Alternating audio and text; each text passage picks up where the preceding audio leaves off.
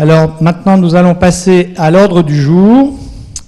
Aujourd'hui, nous consacrons quelques minutes au compte-rendu de la French American Surgical Weeks de cette année. Vous savez que l'Académie nationale de chirurgie, depuis quelques années, est le partenaire de l'American Surgical Association et que c'est Henri Bismuth qui a parrainé et développé cette contribution côté français, et il va vous dire quelques mots avant de donner la parole à un des 3 lauréats français dont les noms sont cités et qui est Philippe Vicard, qui va faire le compte-rendu pour cette année. Henri, vous avez la parole pour quelques minutes. Oui, donc depuis... Ça marche, ça ? Oui, donc... Ça marche ? Oui. Donc depuis quelques années, 3 ans exactement, on a commencé un échange durant une semaine entre l'American Surgical Association, qui est l'équivalent de l'Académie de chirurgie aux États-Unis, et nous-mêmes. Et cet échange consiste en l'invitation de 3 chirurgiens alternativement français ou américains pendant une semaine. Ils sont invités dans 3 universités et ensuite participent au congrès national. Donc ici, c'est le congrès de l'Association française de chirurgie, et là-bas, c'est le congrès de l'American College of Surgery. Voilà. Donc c'est vraiment un échange en miroir. Alors, la première année, nous avons commencé. Il y a 3 chirurgiens français qui sont allés donc invités comme visiting professeurs dans 3 grandes universités, c'était très bien.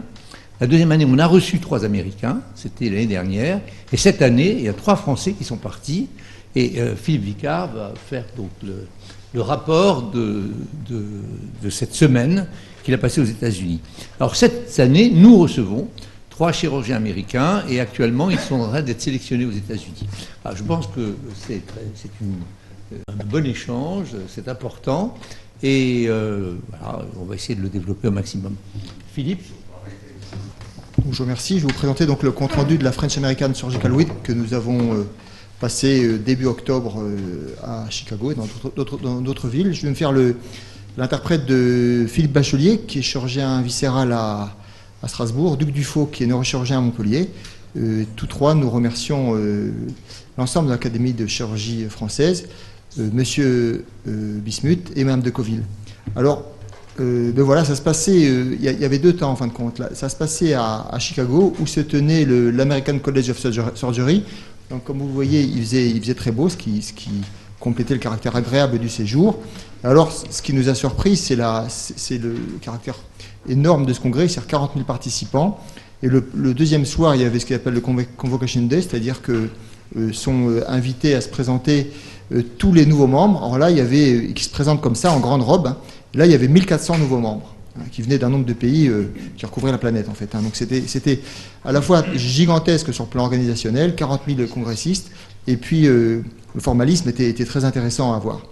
Alors, par la suite, le lendemain, c'était une soirée aussi intéressante dans le sens où toutes les grandes universités du monde organisées dans Chicago. Alors, ça ne pouvait pas tenir dans un hôtel, hein, c'était dans différents hôtels. On avait une carte qui nous disait dans quel hôtel il fallait aller si on voulait voir telle université. Chaque université, enfin beaucoup d'universités, les plus grandes, organisaient un cocktail où on pouvait rencontrer à la fois des anciens élèves et puis des enseignants. Et celle qui était très impressionnante, c'était celle de Boston, bien sûr, qui était énorme et qui était vraiment très impressionnante. Alors, à l'occasion de cette soirée, on a pu rencontrer les 3 chirurgiens précédents qui sont venus en France, que vous voyez là autour de Monsieur Bismuth.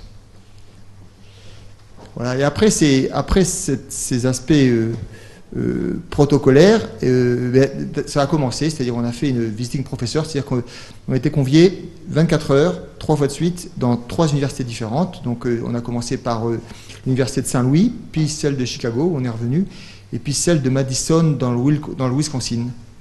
Alors voilà la Dream Team, on était autour du professeur Matthews, qui est le deuxième à gauche, et ce qui est intéressant, on était accompagné pendant tout le séjour par celui que vous voyez à droite, c'est le professeur Economou. C'est un chirurgien hépatobiliaire de UCLA, et qui était constamment avec nous. C'est-à-dire, dès le moment où le collège des chirurgies américaines a été achevé, on avait rendez-vous devant l'hôtel où ça se passait, avec le professeur Economou, et à ce moment-là, quand je dis il ne nous a pas lâché, c'est pas vrai, mais enfin on était toujours avec lui, il nous a accompagnés dans tous les déplacements, et ça c'était intéressant. Alors, dès qu'on arrivait dans la ville, on commençait par les agapes. Alors là, on voit très bien qu'en haut, on était dans un bel hôtel de Chicago avec vue sur Michigan Avenue. Et puis en bas, c'était à Saint-Louis, on était dans un pavillon de chasse. Enfin, ça tranche franchement avec la suite de votre ordre du jour. Et puis le lendemain, on avait l'occasion de visiter le campus. Alors là, on visitait avec le professeur Mathieu le campus de Chicago. Alors c'est vraiment très impressionnant parce que vous voyez à gauche, dans le campus, on a le Trauma Center avec l'hélico qui n'arrête pas de décoller et de se poser. Et puis, on a de nombreux bâtiments qui ne sont pas forcément pour les soins, mais sont pour la recherche. Alors, par exemple, celui-là, vous voyez, c'est un bâtiment qui est fait pour une activité de recherche très fondamentale. Et en voici deux. Et les deux bâtiments sont reliés par un couloir. Alors, ce couloir est utile parce que c'est une ville où il fait très froid, mais c'est aussi symbolique de la connexion qui règne entre les différentes structures de recherche. Connexion qui est aérienne, qui parfois est souterraine. Comme par exemple avec la bibliothèque ici. Donc, c'est un grand dôme de verre et il y a plusieurs niveaux dessous. Vous pouvez travailler et tous ces aspects très scientifiques et modernes côtoient une ambiance très, très agréable où il y a le campus. Vous voyez, et là, on imagine bien que entre deux séries d'heures passées sur l'ordinateur, on peut se balader et c'est propice à la réflexion. Alors, ce qui est intéressant aussi, c'est qu'on pouvait visiter les hôpitaux. Donc là, à une pause, je suis descendu au bloc opératoire. Donc c'était une chirurgie vertébrale et là c'était intéressant, donc l'accueil était excellent et j'ai été accueilli par ce qu'on appelle la practitioner nurse, vous connaissez sans doute, moi je connaissais le nom mais je n'avais pas vu, c'est-à-dire que c'est une infirmière qui fait l'intermédiaire entre le chirurgien et la famille du patient et le patient. Alors ça ne dédouane pas le chirurgien de ses activités d'encadrement global, mais c'est quand même une aide qui est phénoménale. Voilà, donc très, très bon accueil avec une ambiance très étendue et puis après il fallait travailler. Donc après on est passé aux sessions scientifiques. Alors les sessions scientifiques se passaient de la façon suivante, c'est-à-dire que chacun de nous trois, Hugues Dufaux, Philippe Bachelier et moi, présentions nos conférences et étaient inclus dans l'ordre du jour des conférences faites par les collègues. Alors là, vous voyez là, moi je leur avais parlé des travaux que je fais aux arts et métiers sur la modélisation du système EOS, du système ostéo-articulaire. Philippe Bachelier, qui est chirurgien pathobiliaire, leur a fait une conférence sur la chirurgie de la tête du pancréas, qui est absolument époustouflante parce qu'en fin de compte, il faisait des pontages. C'était vraiment très impressionnant, des pontages dans tous les sens pour pallier au sacrifice vasculaire et au risque d'insuffisance hépatique. Et puis après, c'était impressionnant, oui. Enfin, moins que l'orthopédie, mais quand même pas mal. Et après, c'était Hugues Dufaux, qui est aussi, que vous connaissez sans doute, qui est impressionnant parce qu'il base les principes de sa chirurgie pour tumeur de malignité intermédiaire cérébrale sur une cartographie qui ne base pas sur les éléments anciens décrits par Broca et consorts, mais il les base sur ce que fait le patient et sur ses activités pour les préserver et sur une cartographie qu'il fait en temps réel puisque le patient est éveillé. Donc c'est vraiment très impressionnant. Alors ce que vous voyez là, c'est que c'était très interactif, c'est-à-dire qu'en fait, là vous voyez, c'est le professeur Kent de Madison qui était là et qui était, quand on faisait le topo, qui était à côté de nous, donc il attendait la fin du topo, mais il activait la discussion, donc c'était vraiment très intéressant. Et ce qu'on voit aussi en bas, c'est que les internes en particulier, alors là c'est pas un interne, mais les internes vous ont fait beaucoup de conférences, hein. C'était 2/3 de conférences nord-américaines et 1/3 de conférences françaises, et j'étais vraiment à la fois séduit et impressionné par leur activité, c'est-à-dire qu'ils ont 5 ans d'internat, pendant leurs 5 ans, ils passent 2 ans dans un labo. Et ils font pas de la recherche, par exemple un chirurgien pathobiliaire, il fait pas de la recherche uniquement sur les sutures vasculaires ou les sutures digestives, hein. Il fait la recherche, là, vous voyez, ça c'est des topos de recherche fondamentale qui sont très intéressantes. Alors, ils ont les moyens. Il y avait une interne qui faisait une conférence sur le sujet de recherche. Eh bien, elle avait avec elle qui travaillait 7 laboratoires. Vous voyez, donc ça allait de l'anatomie-pathologie à la biostatistique, en passant par l'ingénierie informatique. Enfin bref, c'était très impressionnant et très, très fondamentaliste au service d'activités de recherche qui était elle aussi pas finaliste, assez fondamentaliste, mais en rapport quand même avec l'activité forcément du collègue. Mais c'était pas chirurgical, c'était souvent biologique comme vous voyez, là vous voyez, c'est la chirurgie hépatique qui parle de choses, voilà. Donc en fin de compte, si on veut faire le débriefing rapidement, je renouvelle mes remerciements.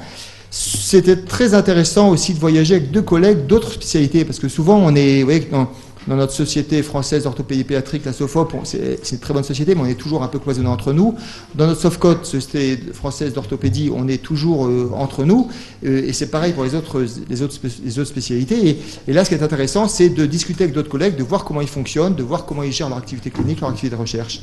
Voilà. Après, ce qui était passionnant aussi, c'est de voir l'activité nord-américaine, où vraiment, j'avoue qu'il faut il faut changer quelque chose à notre façon de travailler en France, parce que c'est pas étonnant qu'on en soit au niveau d'activité scientifique à laquelle on est actuellement. Et puis troisièmement, ce qui serait intéressant aussi quand on va là-bas, c'est de prendre contact avec des collègues de notre spécialité. Alors c'est vrai que c'est bien, comme je viens de le dire, de voir des collègues d'autres spécialités, mais c'est pas mal aussi d'établir, parce que c'est l'occasion, d'établir des contacts avec les collègues. Et ça, on a du mal à le faire parce qu'ils n'étaient pas conviés, ou la communication s'est faite de façon particulière. Et puis aussi, ce qui serait bien, je pense, pour les futurs collègues, en particulier les Français, c'est pas les rentabiliser plus, mais leur faire faire peut-être plus de conférences, ou leur faire faire des conférences de modalités un peu différentes, peut-être plus médicales, avec un public un peu différent. Voilà, donc en tout cas, c'est une très bonne expérience. Je vous remercie beaucoup. Et maintenant, ça va être à moi d'accueillir les Américains, enfin à moi et aux collègues d'accueillir les Américains en France. Donc merci au nom de Philippe Bachelier, Hugues Dufaux et moi-même. Merci. Merci Philippe Vicard. Je pense qu'il y a la place pour quelques questions, si vous voulez intervenir par rapport à ces échanges. Quelqu'un veut poser une question, un commentaire? Edmond. Comment ces universités ont-elles les moyens de donner 3 ou 4 laboratoires ou 5 à une interne en formation? Par quel transfert de fonds? Ça j'ai pas approfondi la façon qu'ils ont d'obtenir ces moyens. Toujours est-il qu'ils les ont, et c'est leur question initiale, quoi. C'est-à-dire qu'à chaque fois qu'on les rencontre et qu'on discute avec eux, avant de discuter quoi que ce soit, on parle argent. C'est-à-dire comment vous gérez la recherche, comment vous obtenez l'argent. C'est pas leitmotiv, mais enfin c'est une préoccupation majeure. Et c'est vrai que c'est un peu la clé quand même de l'activité de recherche. Il faut avoir les idées. Alors ça, c'est vrai que nous en France, on les a beaucoup d'ailleurs. Après, il faut se donner les moyens de générer ça. Puis à côté des idées et de l'argent, il faut du temps, quoi. Très bien. Monsieur Lebel, le micro. Vous voulez faire une remarque? Merci. Ce que je voulais dire simplement, c'est qu'aux États-Unis, quand vous avez une bonne idée, vous trouvez assez facilement des sponsors. Beaucoup plus difficile en France, parce que les idées ne représentent pas la solution à l'ouverture des crédits. Et ça, c'est un des déficits de notre recherche. Henri Bismuth, le mot de la fin. C'est-à-dire que la structure des départements est totalement différente. L'université est très différente, parce que les universités ont des sponsors. Il y a une habitude aux États-Unis de donner beaucoup d'argent. Plus on est riche et plus on donne d'argent. Et donc, ils sponsorisent les universités, les hôpitaux. Donc, vous savez que l'université de Harvard, possède plusieurs milliards de dollars. C'est des universités extrêmement puissantes. Et alors, ils financent la recherche, parce qu'ils ont très bien compris que la recherche, c'est ce qui va permettre d'attirer les patients. En définitive, le patient étant l'objectif final, donc ils mettent les moyens, la recherche, l'innovation, nouveaux traitements, ils ont des moyens. Voilà, c'est tout. Merci Henri pour ce complément. Toute notre culture. Merci pour ce complément d'information. Bon, s'il n'y a pas d'autres questions, je remercie Monsieur Philippe Vicard pour ce compte rendu, et vous aurez la suite l'année prochaine pour le prochain échange.